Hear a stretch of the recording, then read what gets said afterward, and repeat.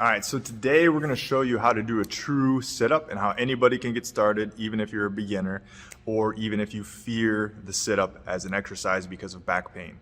You see, flexing your spine is not bad, and in fact, it's actually very healthy for a lot of people to do this, and because they've avoided doing this for so long, because they've erroneously been told this by a doctor or physical therapist that they should never flex the spine, oftentimes actually allowing the spine to flex and do what it naturally should do becomes very comfortable and helps a lot of people's pain issues out. Now, one caveat to this, if you are experiencing pain down your leg, you may not want to be doing this exercise. Now, having said that, there are still instances in which this could be useful for someone who is experiencing pain down the leg. It's just a lot less likely, and it could potentially cause an increase in symptoms. So again, you should talk to your healthcare provider, or if you're working with me, again, make sure I actually give you permission to do this exercise. Now, the problem with sit-ups and why it's gotten a bad rap is because most people don't actually use their abs when they're doing a sit-up.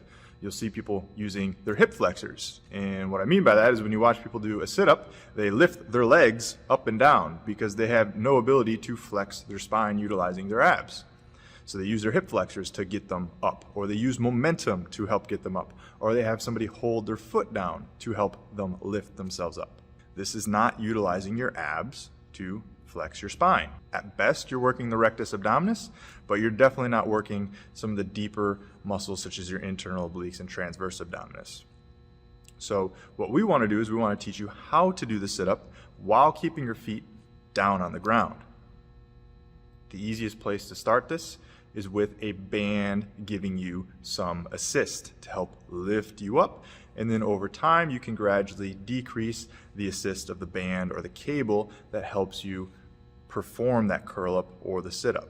Now, our intent while we're doing this exercise is thinking about smushing the belly button in towards one another. We should think about kind of closing our abdomen in either direction, just kind of cinching it up in either way.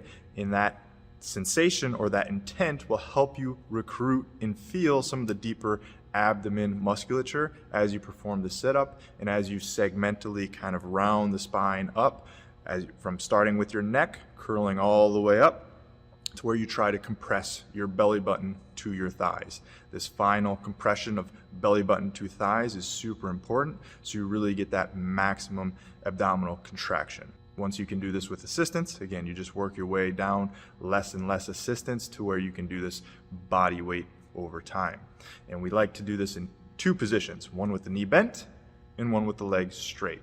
Once you can do this without assistance, then we can manipulate the hand position. So reaching the hand straight forward is going to be easier than placing the hands behind the ear. Or if we wanted to add a little bit of weight, we could hold a plate at our chest to make it even a little bit more challenging. But again, we should not revert back to using our hip flexors. So we should not require somebody to hold their feet down.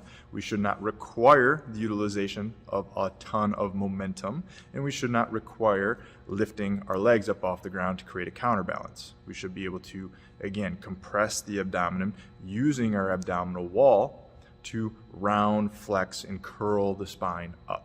Now, if you found this video useful or you'd like more exercises designed just for you like this, we have workouts for hip and low back pain issues.